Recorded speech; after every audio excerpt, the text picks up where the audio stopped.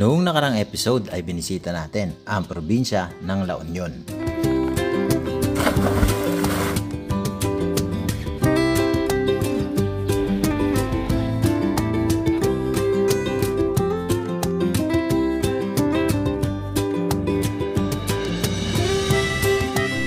At ngayong araw ay babiyahin naman tayo sa probinsya ng Aurora. Nagkaon ng kalsado to.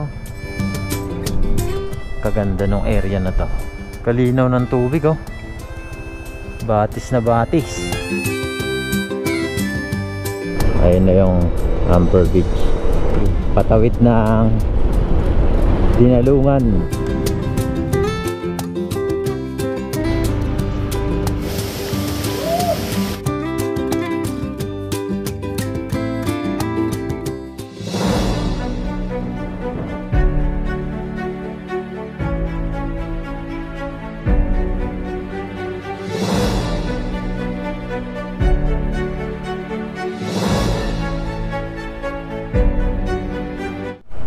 Five 14 ng umaga, papunta kami sa Mount Danayag sa Aurora Province.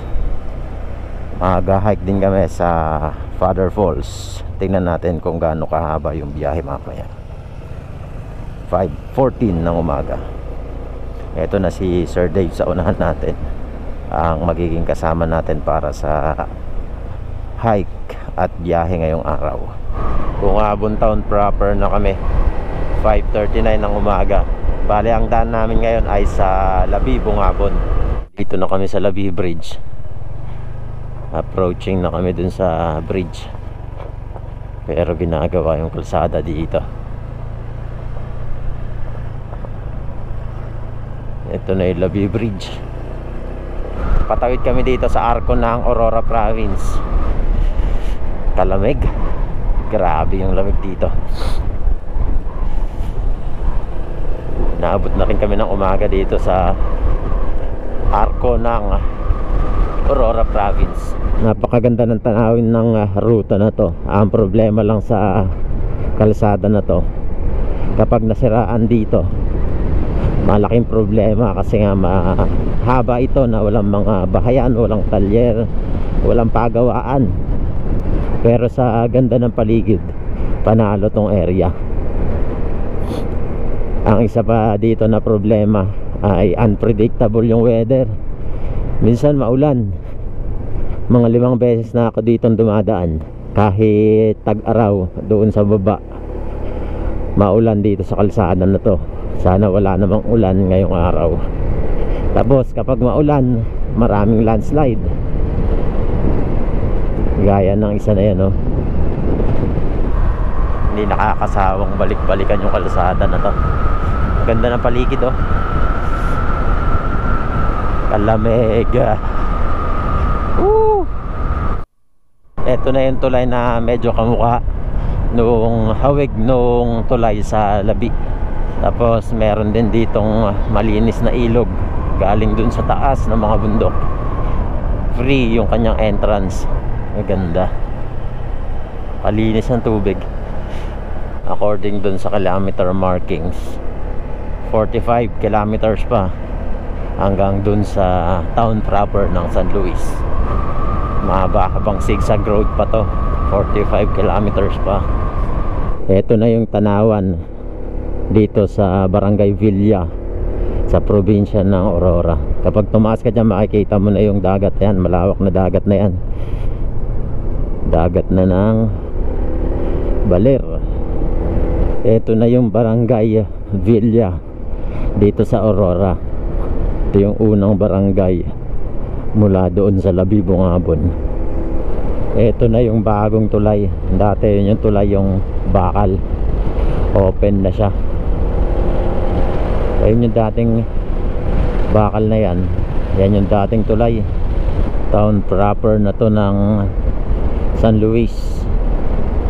Bali dito na kami magme-meet nung contact natin sa hiking. Hindi kami nakaakyat sa Mount Danayag saka sa Father Falls kasi may emergency yung tour guide. Kaya pupunta na lang kami ngayon sa Debut Beach dito sa San Luis. Wow, kalinis nung tubig, kalinaw. Ganda ng ilog.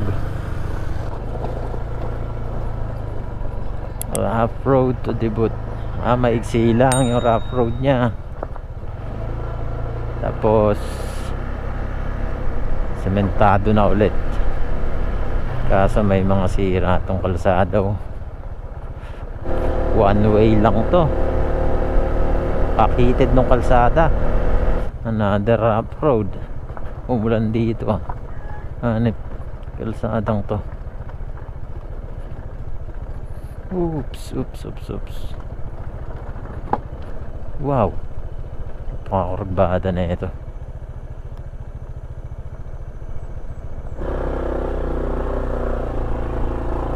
Adventure papuntang Debut.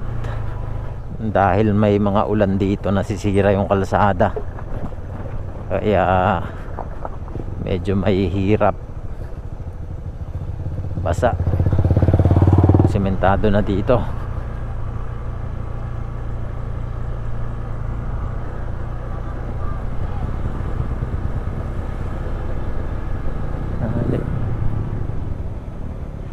Rough road ulit. Probinsya yung aura nitong lugar. Mga taniman ng nyog, taniman ng saging, mga punong kahoy. May 3 hours. Parang ganito yung daan sa Dinapigi papunta sa Isabela. Malayo pa yung kuya. Pagbaba mo niyan, sementado na yan. Sementado na.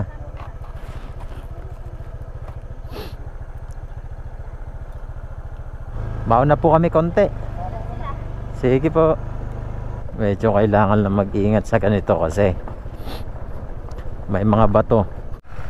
Ginagawa yung kalsada, may bato. Oops.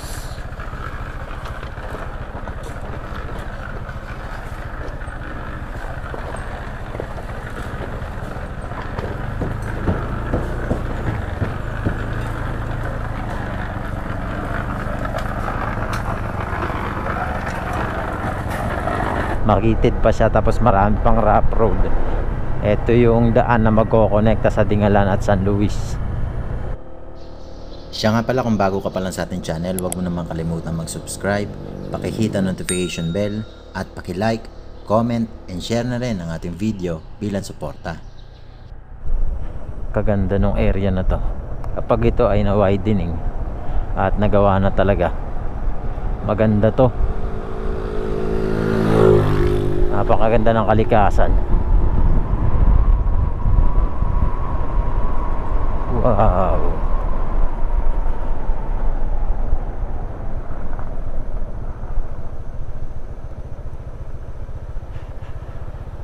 Ang kalinaw ng tubig. Kalinaw ng tubig, oh. Batis na batis. Madulas. Umulan siguro dito.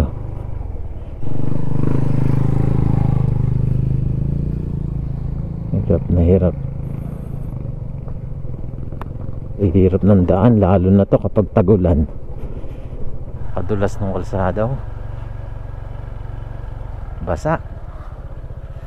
Dahan-dahan para ma-prevent yung pagka-slide.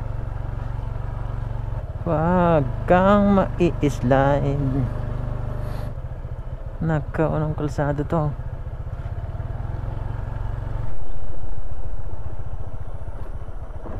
Ito, meron ditong tanawan. Wow, kaganda. Woo! Maganda. Yung coastal road, oh, kung saan dadaan yung sa Padingalan, Dingalan to San Luis. Ayun na yung kalsada. Napakaganda. 10:06 nandito kami na 210 kilometers. Ang ganda, sir, oh. Kaya yung barangay Debut. Oh, sir, ayan.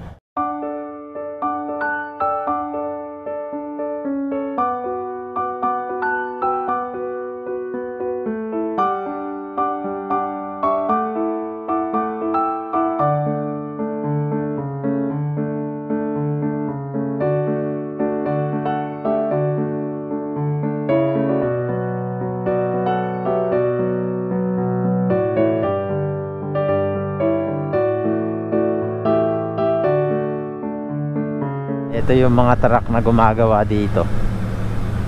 Kaganda, coastal road talaga siya. Yee!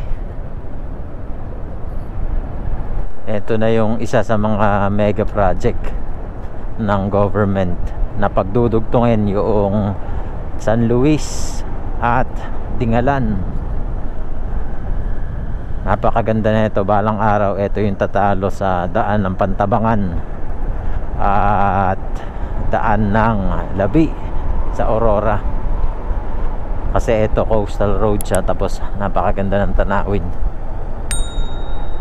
Dito na yung magiging daan ng mga taga Dingalan papunta sa Baler.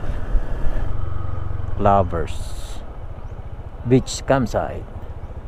Pwede kaya tayo dito, sir? May mga cottages for rent. Tsaka hindi katulad nung Dingalan yung kanyang buhangin. Maputi-puti. Hindi siya itim. Grayish. Tingin pa tayo dyan, sir, sa banda dyan. Maigsi naman na siguro yan. Kahit mahirap puntahan yung area, sulit naman yung tanawin. Sulit yung pagod mo na mag-drive kapag napunta ka dito sa area, kasi maganda siya. Bali siguro dito na kami hahanap ng matutulugan, kasi nga hindi naging maganda yung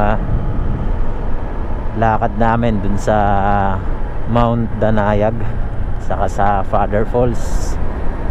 Kaya dito na kami hahanap ng tutulugan namin. Sana makahanap kami dito.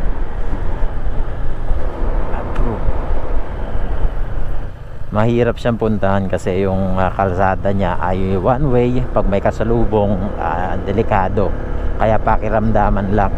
Tapos may mga kasalubong ka mga truck, kolong-kolong, bigayan lang. Kapag pataas sila, bibigyan mo na lang din sila. Kapag ikaw naman ang pataas, bibigyan ka nila. Tapos yung kalsada, dahil hindi pa gawa, maputik, so madulas, mabato. Pero kapag nakapunta ka dito, worth it naman yung tanawin. Kasalukuyang ginagawa itong mga kalsada na to. Yan yung proyekto ng gobyerno papunta sa Dingalan. Balang araw, pagdudugtungin na nila itong San Luis. Baka mga 2 years from now, mapagdudugtong na nila. Ito ang magiging pinakamagandang kalsada papunta sa Baler.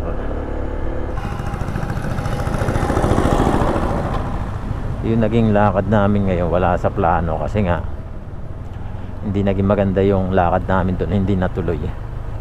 Kaya napunta kami dito. Pero hindi naman kami nagsisisi, kasi maganda naman dito. Ito na yung barangay ng Dibut. Ngayon hahanap na lang kami ng matutulugan dito.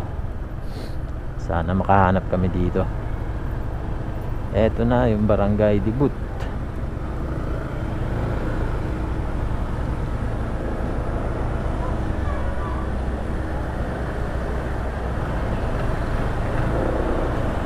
Barangay Dibut, San Luis, Aurora. Eto, kasalukuyan silang mga gumagawa dito. Kasalukuyan nilang ginagawa yung mga kalsada.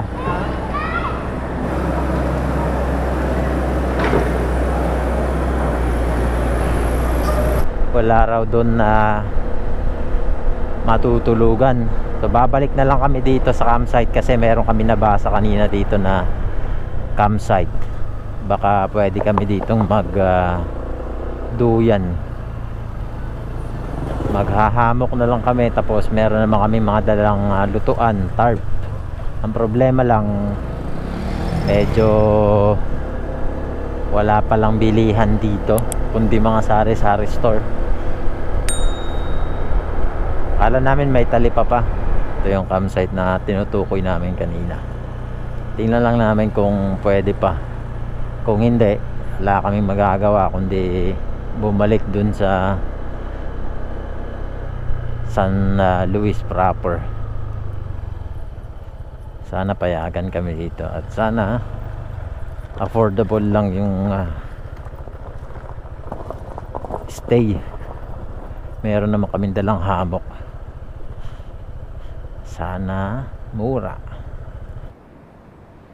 Ito yung mga rates nila mula sa kubo, 10 pitching, yung 10 pitching 300. Tapos may mga pagkain na rin sila, may extra fee para pag makapagluto.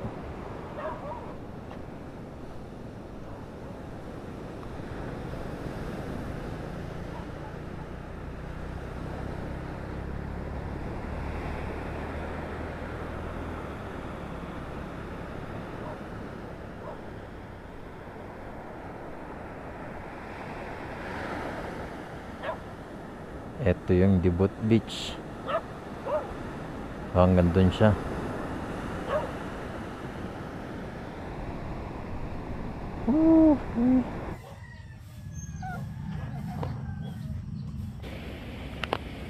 Nandito kami ngayon sa Barangay Dibut sa San Luis, Aurora. Ganito yung beach niya dito, hindi tulad nung nasa Dingalan na kulay black, medyo gray siya.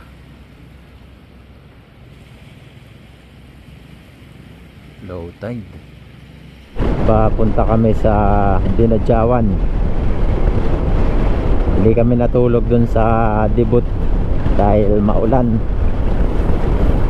Mas gusto namin na maghamok na lang kung saan dito sa Dinadjawan, kasi sa banda dito ay maaraw. Hopefully pag abot namin dun ay maaraw nga. Amper Bridge. Ayun na yung Amper Beach. As usual, may malakas pa rin yung alon ng dagat. Ito na yung Amper Beach, oh. Woo! Coastal Road.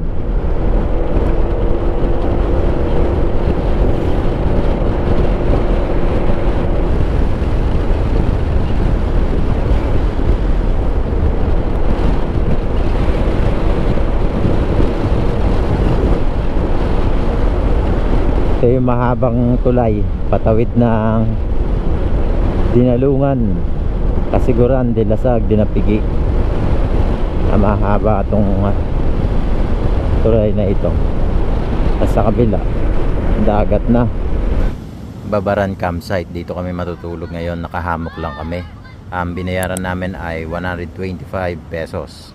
Yung hammock na gagamitin namin ay may bayad ng 50 pesos. Yung entrance ay 75 pesos. Pagka hindi mo halid.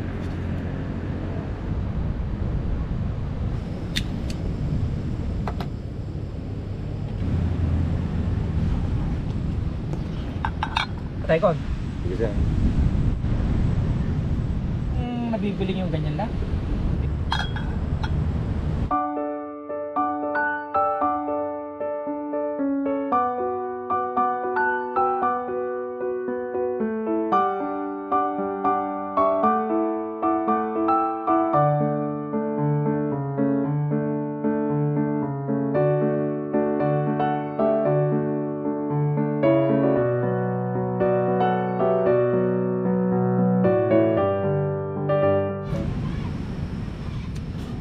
Di ba abot yung gilid niya? Yung Hindi gilid. sir.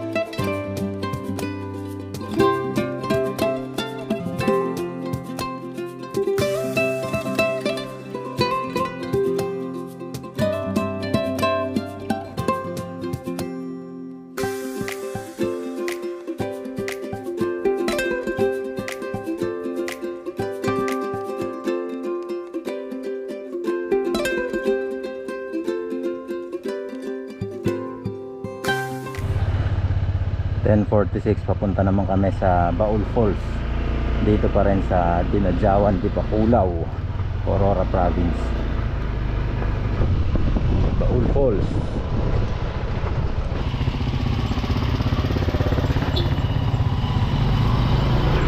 2.6 kilometers lang mula doon sa highway papunta doon sa Baul Falls. Tapos mayroon trekking siguro na sabi nung napagtanungan natin mga 10 minutes, 5 minutes to 10 minutes depende sa pacing. Liblib saka mahirap yung daan papunta dun sa falls.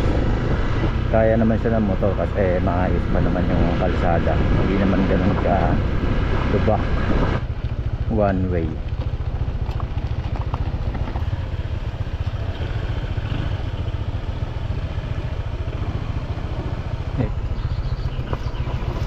May river crossing pa.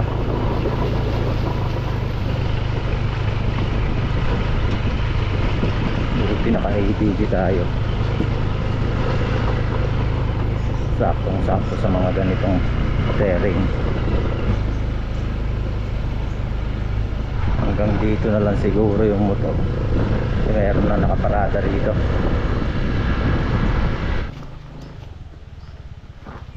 Dito na yung parking lot papunta sa Baul Falls. Ito naman yung mga rates nung entrance saka parking fee. 2 wheels 15, 30 ang entrance, tapos 15 ang Baul Falls.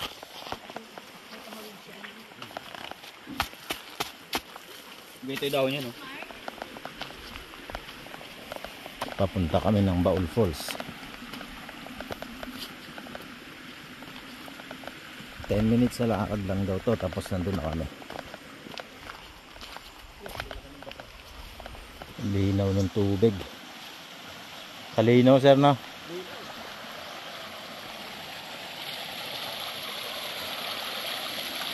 Oops. Ito na ito. Kasi ito.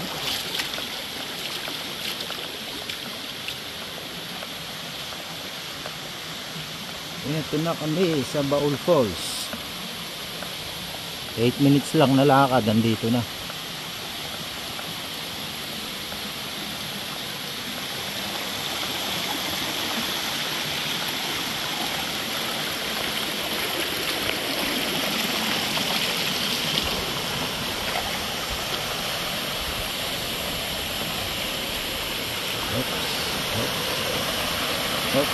So, sarap maligo.